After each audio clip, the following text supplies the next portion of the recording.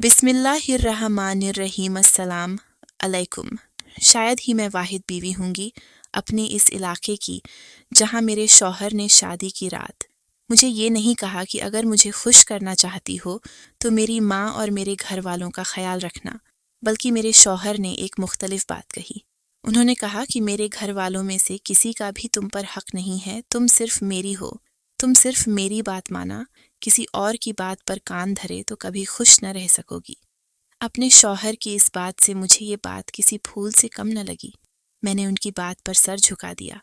दिल ही दिल में खुश थी कि उनके दिल में अपने घर वालों की ज्यादा परवाह नहीं है, वरना तो अक्सर औरतों को नौकर समझकर नए घर में लाया जाता है और फिर उनसे सारे घर वालों की खिदमत करवाई जाती है। वो रात गुजरी, सुबह हुई तो मैं सोच रही थी कि मुझे शायद सबके लिए खीर बनाना पड़े, मगर मेरी सास ने नाश्ते की टेबल पर सबके लिए नाश्ता लगा रखा था। नाश्ते में कोई 10 किस्म के लवाजिमात थे। मेरे 3 देवर थे, तीनों ही बारी बारी मुझसे खाने का पूछते। मुझे ऐसा लग रहा था जैसे मैं किसी महल में शहजादी बनकर आ गई हूँ। इन लोगों ने मेरा इतना ख्याल रखा कि शायद ही कभी किसी का रखा गया हो। मगर मैंने नोट किया था कि मेरी सास मुझे खामोशी से देखती और अंदर चली जाती। देवरों के घर से बाहर जाने के बाद मैं अपनी सास से मिली, मगर उन्होंने कंजूसी न दिखाई, बल्कि वो तो काफ़ी बेनियाज लग रही थीं। मैं समझी थी कि शायद वो मेरे शौहर के सामने मुझसे अच्छा रवैया रखती हैं। बाद में शायद वो भी रिवायती सास जैसी हो जाएंगी, मगर ऐसा नहीं हुआ। दिन ब दिन मेरी सास की बातों में मिठास बढ़ती गई। फिर मैंने भी इस तब्दीली को कबूल कर लिया। अपने जहन से तमाम तर नकारात्मक ख्यालात निकाल दिए और यही समझा कि मेरी सास मुझे अपनी बेटी की तरह समझती हैं। मैं भी उनसे मोहब्बत भरा रवैया रखने लगी। हम दोनों एक दूसरे से बहुत खुश थीं, मगर फिर एक ऐसा वाक़या हुआ जिसने हम सब की ज़िंदगियों को बदल कर रख दिया। रात के करीबन 3 बजे थे। मैं करवटें बदल कर सोने की कोशिश कर रही थी कि घर की खामोश फिजा में फ़ोन की घंटी बज उठी। मैंने जाकर जल्दी से फ़ोन देखा। इतने में मेरे शौहर भी भाग कर आ गए। बोले, तुमको किसने कहा इस वक्त आकर फ़ोन देखो? मुझे उनके इस रवैये की उम्मीद न थी। खैर, हमारे यहाँ मर्द औरतों पर यूं ही शक करते हैं। मैं खामोश होकर बैठ गई। तब उन्होंने खुद फ़ोन उठाया और फिर देखते ही देखते उनका रंग पीला पड़ गया। उनका लहजा ऐसा था जैसे उन्हें इस बात पर यकीन न रहा हो। मैंने पूछने की कोशिश की, मगर कोई जवाब नहीं दिया। जाकर जल्दी जल्दी अपने भाइयों को जगाया और तीनों चारों भाई अपने घर से निकल पड़े। मैं बहुत परेशान थी कि न जाने क्या हुआ है। अपनी सास के कमरे में गई, वो भी मारे परेशानी के उठ बैठी थीं। मैंने उनसे पूछा, कहने लगी, मुझे भी तुम्हारी तरह कुछ नहीं पता, न तुम्हारे शौहर ने कुछ बताया और न ही लड़कों ने।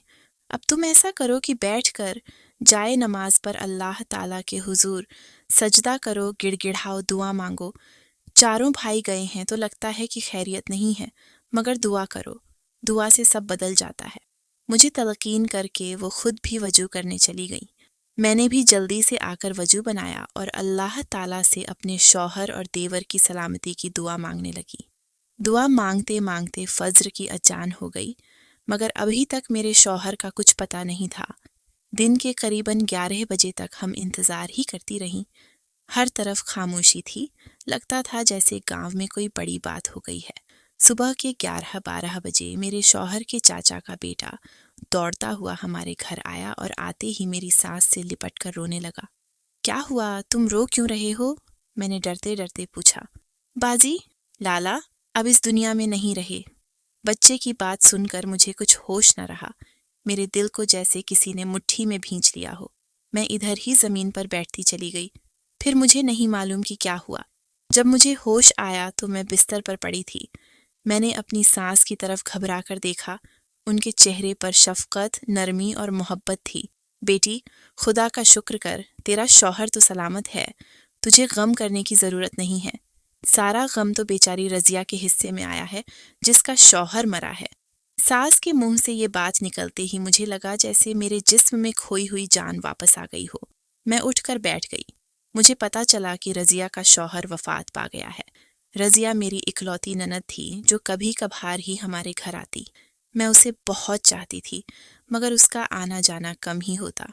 وہ اپنے بھائیوں کی زندگی میں دخل اندازی کرنا اچھی بات نہیں سمجھتی تھی، مگر آج اس کا سہاگ اس سے چھن گیا تھا۔ وہ بیوہ ہو کر ہمیشہ ہمیشہ کے لیے گھر آنے والی تھی، مگر اس کے سسرال والوں نے منع کر دیا کہ جب تک عدت پوری نہیں ہو جاتی رضیہ اسی گھر میں رہے گی، اور یہ بھی ممکن تھا کہ اس کی دوسری شادی اس کے دیور سے ہی کر دی جاتی۔ ابھی رضیہ اس گھر میں نہیں آئی تھی، ہم لوگ گھر میں اکیلے ہی ہوتے۔ میرے شوہر اور تینوں دیور ہر وقت مہمانوں میں گھرے رہتے۔ گھر میں کسی کے پاس وقت نہیں تھا کہ وہ اس بارے میں سوچے۔ ایک سوگواری کی سی کیفیت تھی جو چھائی ہوئی تھی، مگر اس دوران میری ساس کو ایک اور پریشانی لاحق تھی۔ وہ بار بار مجھے اکیلے میں بلاتی، کہتی مجھے تم سے کوئی بات کرنی ہے، مگر پھر بیچ میں کوئی نہ کوئی ایسی بات ہو جاتی کہ ہم اکیلے میں بات نہ کر پاتے۔ خیر، کوئی کسی کے ساتھ کب تک سوگ مناتا ہے۔ رفتہ رفتہ لوگوں نے ہمارے گھر آنا چھوڑ دیا۔ اب تینوں بھائی اور میرے شوہر اپنے اپنے کاموں میں مشغول ہو گئے۔ رضیہ کے شوہر کا غم بھی رفتہ رفتہ کم ہو رہا تھا، مگر اب چاروں بھائی رضیہ کو اپنے گھر واپس لانا چاہتے تھے۔ وہ نہیں چاہتے تھے کہ ان کی بہن غیروں کے گھر میں کسی پر بوجھ بن کر رہے۔ بہنوں کی ایک شان ہوتی ہے۔ چاروں بھائی مل کر اپنی بہن کو لینے اس کے سسرال گئے۔ اس دن گھر میں عجیب سا سناٹا تھا۔ کچھ دیر اپنے کمرے میں بیٹھی رہی، پھر اپنی ساس کے پاس چلی گئی۔ وہ بھی جیسے ہمیشہ کی طرح میری ہی منتظر تھیں۔ آتے ہی باتیں شروع ہو گئیں، پھر کچھ دیر کچھ سوچ کر بولی بیٹی میرا ایک کام کرو گی؟ جی ماں جی، بتائیے کیوں نہیں، میں نے خوش دلی سے کہا۔ تم تو جانتی ہو میرے بیٹے میری سگی اولادیں نہیں ہیں، ان کے باپ کی بیوی تو ہوں میں، مگر ان کی ماں نہیں ہوں، انہوں نے ہمیشہ کی طرح افسردگی سے کہا۔ ہاں ماں جی، میں جانتی ہوں، مگر آج آپ ایسی باتیں کیوں کر رہی ہیں؟ میں نے الجھے ہوئے لہجے میں پوچھا۔ وہ اس لیے بیٹی کہ میرا دل بہت گھبرا رہا ہے۔ گھر میں روزانہ گوشت پکتا ہے اور میں سبزی کے لیے ترستی رہتی ہوں۔ اگر تم برا نہ مانو تو میرا ایک کام کر دو گی؟ انہوں نے پھر رکتے ہوئے سوال کیا۔ میں نے ہاں میں سر ہلا دیا۔ انہوں نے اپنے دوپٹے کے پلو سے پیسے نکال کر میرے ہاتھ پر رکھے اور بولیں یہ لو بیٹی، بازار سے جا کر میرے لیے سبزی لے آؤ، کھانے کو جانتی ہوں وہ لوگ ابھی گئے ہیں تو شام تک ہی لوٹیں گے۔ ہاں مگر خیال رکھنا سبزی صرف اسف دکان والے سے ہی لانا، میں انتظار کروں گی، انہوں نے اٹھتے ہوئے کہا۔ گویا اب مجھے باہر جانا ہی تھا۔ میں جلدی سے ان کے کمرے سے نکلی، جا کر کالی چادر اوڑھی، چادر میں اپنا چہرہ چھپایا اور گھر سے نکل گئی۔ میرا دل زور زور سے دھڑک رہا تھا۔ ہمارے علاقے میں عورتوں کے جانے کے لیے مرد کا ساتھ ہونا ضروری تھا، مگر آج اپنے شوہر کی غیر موجودگی میں اپنی ساس کی محبت میں گھر سے باہر جا رہی تھی، وہ بھی ایک معمولی سے کام کے لیے جسے کوئی بچہ بھی کر سکتا ہے۔ اگر میرے شوہر نے دیکھ لیا تو وہ کیا سوچیں گے؟ یہی سوچ سوچ کر میں گھبرا رہی تھی۔ انہی سوچوں میں غم تھی کہ اسف دکان والا آ گیا۔ یہ ایک دو بار ہمارے گھر بھی آیا تھا، مرد کی چالاکی دیکھی تھی۔ پھر ہمارے علاقے میں 2 ہی سبزی کی دکانیں تھیں۔ میں نے جلدی سے اس کی دکان پر جا کر سبزی مانگی۔ اس نے مجھ سے کچھ نہ پوچھا، سبزی پیک کر کے مجھے ایک ڈبے میں تھما دی اور بولا یہ لو، لگتا ہے کہ تمہاری ساس نے ہی تمہیں سبزی کے لیے بھیجا ہے، اس نے عجیب سے لہجے میں کہا۔ وہ کچھ جلدی میں لگ رہا تھا، ادھر ادھر نظریں گھما کر دیکھتا کہ کوئی ہمیں دیکھ تو نہیں رہا۔ مجھے اس کی اس بات پر بہت عجیب سا لگا۔ میں تو عورت ہو کر ڈر رہی تھی، اسے کس بات کا ڈر تھا؟ لگتا ہے میرے شوہر کا رعب کچھ زیادہ ہی ہے، دل میں سوچ کر میں مسکراتی ہوئی گھر آ گئی۔ گھر آئی تو میری ساس بےتابی سے میری منتظر تھیں۔ میں نے گھر کا دروازہ کھولا تو وہ لپک کر میرے پاس آئیں۔ کیا ہوا، سبزی مل گئی؟ جی ماں جی، مل گئی، اسف نے خاص طور پر ڈبے میں پیک کر کے آپ کے لیے سبزی دی ہے، میں نے ان کی طرف بڑھ کر کہا۔ بلکہ سبزی مجھے دے دیں، میں صاف کر کے آپ کے لیے خود بنا دوں گی۔ میری بات پر وہ جیسے چونک گئیں۔ سبزی کا ڈبہ اپنے ہاتھوں اور پھر چادر میں لپیٹ کر بولی نہیں نہیں بیٹی، میں اپنا کام کرنے کی خود عادی ہوں، تم جاؤ اپنے کمرے میں جا کر آرام کرو، تھک گئی ہوگی، انہوں نے محبت بھرے لہجے میں کہا۔ میں نہ چاہتے ہوئے بھی اپنے کمرے کی طرف چلی گئی۔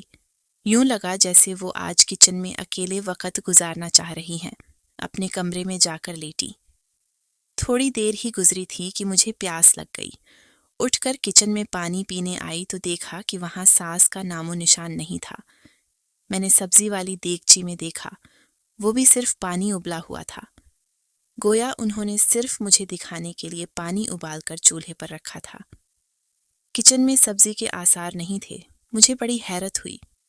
دیکھا تو ساس کے کمرے کا دروازہ بند تھا۔ اندر بالکل خاموشی تھی۔ شاید وہ تھک گئی ہوں گی، اپنا کھانا خود بنانا چاہتی ہوں گی اور مجھ سے بھی نہیں کہا۔ میں دروازے سے پلٹ کر واپس کچن میں آئی۔ سوچا کہ ان کے لیے خود ہی بنا دیتی ہوں، مگر سارا کچن کھنگال لیا، کہیں سے کوئی سبزی برآمد نہ ہوئی۔ مایوس ہو کر میں اپنا کھانا کھا کر واپس اپنے کمرے میں چلی گئی۔ مجھے سوئے ہوئے قریباً 3-4 گھنٹے ہی ہوئے تھے کہ میرا شوہر گھر واپس آ گیا۔ ان کے ساتھ میری نند بانو اور رضیہ بھی موجود تھیں۔ بانو تو شادی شدہ اور اپنے گھر میں خوش تھی، مگر رضیہ بیوہ ہو گئی تھی۔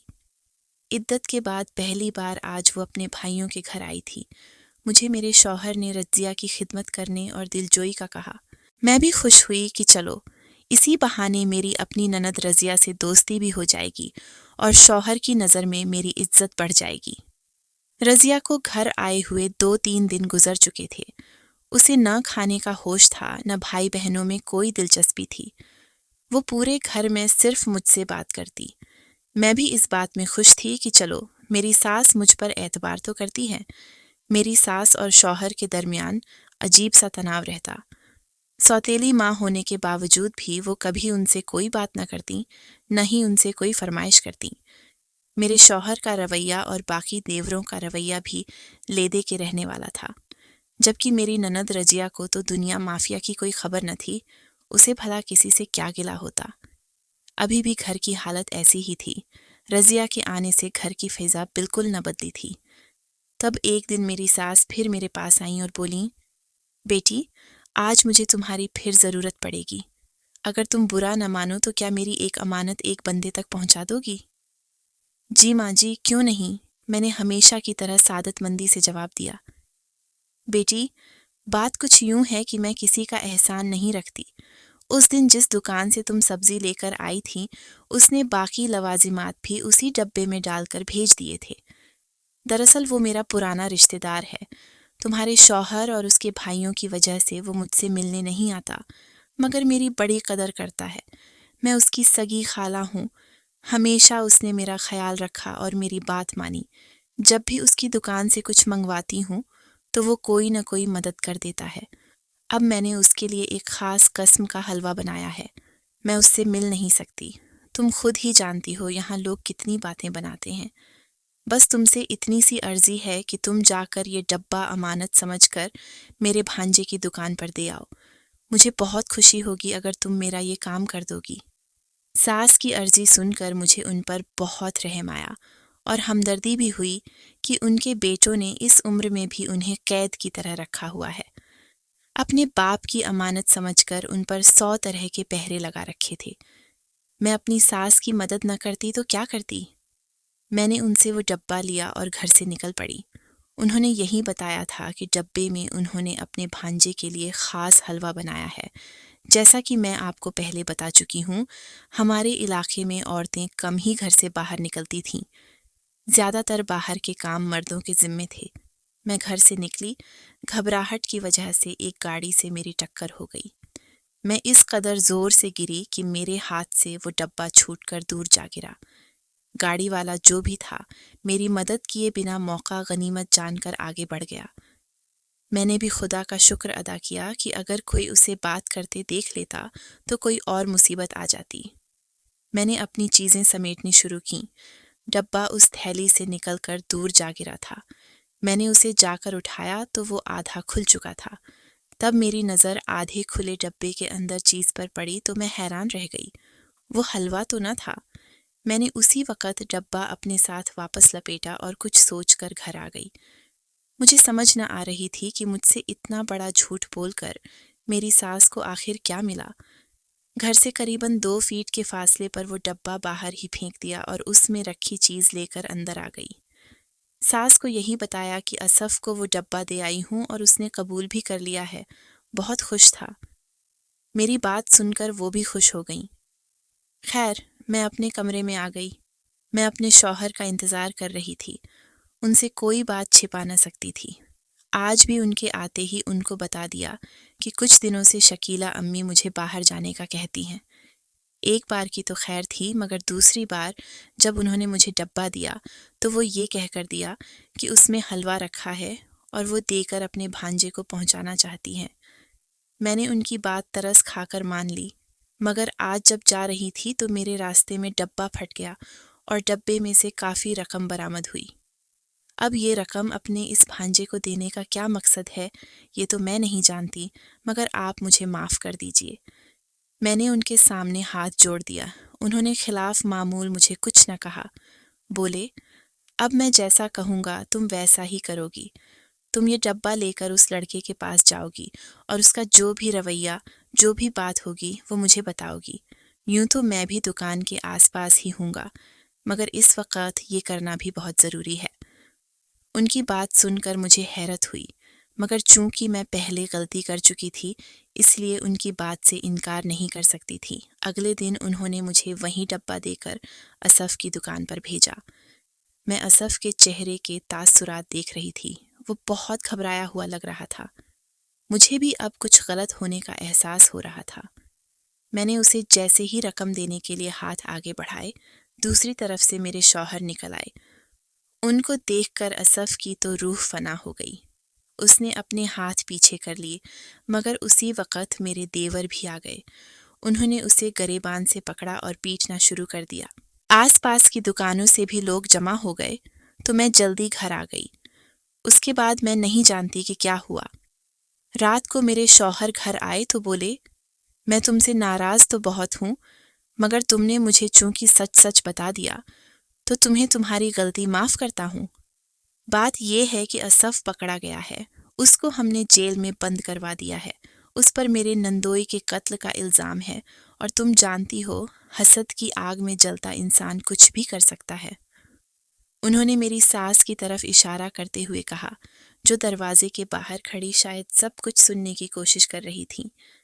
اگر یہ عورت نہ ہوتی تو میں انہیں کڑی سزا دیتا، مگر انہوں نے ایک مرد کو اکسا کر جرم کرنے کی کوشش کی ہے۔ میں اب انہیں کڑی سے کھڑی سزا دوں گا۔ میں دنیا میں بدنام نہیں کرنا چاہتا، لیکن اس عورت کو معاف نہیں کروں گا۔ میرے شوہر کی بات ایک ایک کر کے میری سمجھ میں آ گئی تھی، مگر یہ نہ جان پائی کہ آخر میری نند رضیہ کی میری سوتیلی ساس سے ایسی کیا دشمنی تھی کہ انہوں نے رضیہ کے شوہر کی جان لینے کی ہی ٹھان لی۔ مگر میں داد دیتی ہوں اپنے شوہر کو اور اپنے دیوروں کو، جنہوں نے اس بات کے باوجود بھی اپنی سوتیلی ماں کے ساتھ برا سلوک نہیں کیا، البتہ اسے کچھ دن بھوکا رکھا اور اسے پہلے سے بھی زیادہ سخت پہروں میں رکھنے لگے۔ اسی سب کے بیچ میں میری بچی پیدا ہو گئی۔ میں اپنے بچوں میں غم ہو گئی، میری مشغولیات بڑھ گئی تھیں۔ میری ساس اب حساسی جرم میں مبتلا تھیں۔ خدا جانے انہوں نے میری نند کے ساتھ کیا دشمنی نکالی کہ اسف کو روپیے دے کر اس بیچاری سے اس کی زندگی ہی چھین دی۔ آج میں اپنے گھر میں موجود ہوں، میری ساس سے کوئی بات تک نہیں کرتا۔ میرے شوہر نے تو سختی سے منع کیا ہے کہ اگر میں ان سے ایک بھی لفظ کلام کروں گی تو وہ مجھے طلاق دے دیں گے۔ میرے دیوروں نے بھی اپنی بیویوں کو یہی سمجھا رکھا ہے، اور شاید اس سے بڑی سزا ایک عورت کے لیے کوئی نہیں ہو سکتی کہ اس کے پاس درد دکھ بانٹنے والا اور باتیں کرنے والا کوئی نہ ہو۔ چونکہ میری ان سے بات نہیں ہوتی، مجھے اس بات کا نہیں معلوم کہ انہوں نے میری نند رضیہ کے شوہر کے ساتھ کیا دشمنی نکالی۔ اس کے پیچھے بھی کوئی جرائم سے بھرپور کہانی ہوگی۔ کہانی کا مقصد صرف اتنا ہے کہ اگر آپ کو کوئی بہت محبت کرتا ہے، آپ پر یقین کرتا ہے، تو اس کا یقین کبھی نہیں توڑنا چاہیے، ورنہ زندگی عذاب ہو جاتی ہے، جیسے میری ساس کی ہوئی۔ وہ اپنوں میں ہو کر بھی اپنوں میں نہیں رہی۔ آپ کو اگر یہ کہانی اچھی لگی ہے تو اس ویڈیو کو لائک کیجیے، اور اس طرح کی زیادہ کہانیاں سننے کے لیے ہمارے چینل کو سبسکرائب کیجیے۔ کہانی سننے کا شکریہ۔ آپ سے ملاقات ہوگی اگلی ویڈیو میں، تب تک کے لیے اللہ حافظ۔